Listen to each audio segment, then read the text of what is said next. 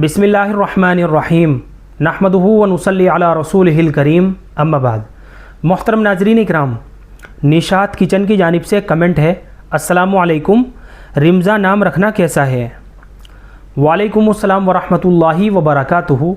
ये नाम रखना चाहे बच्ची का तो ये नाम रखा जा सकता है, मगर सही तलफ़ुज़ रिमज़ा नहीं है बल्कि रमज़ा है, रा के ऊपर ज़बर के साथ। सबसे पहले रा है, रा के ऊपर ज़बर है, उसके बाद मीम है, उसके बाद ज़ा है और आखिर में गोल हा है।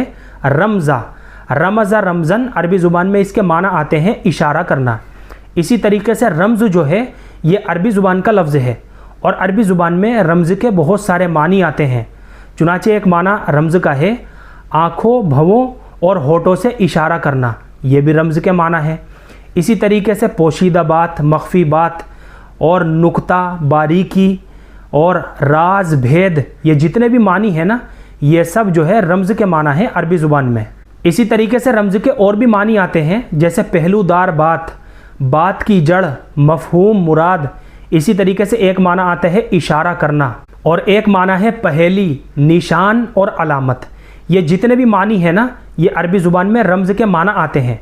चुनाचे अगर इसके माना के ऊपर भी गौर कर लिया जाए तो बच्ची का नाम रखने के लिहाज से इसके माना काफ़ी शानदार है। कोई भी माना इसका ऐसा नहीं है कि जो बच्ची का नाम रखने के लिहाज से मुनासिब ना हो, सारे माना मुनासिब हैं।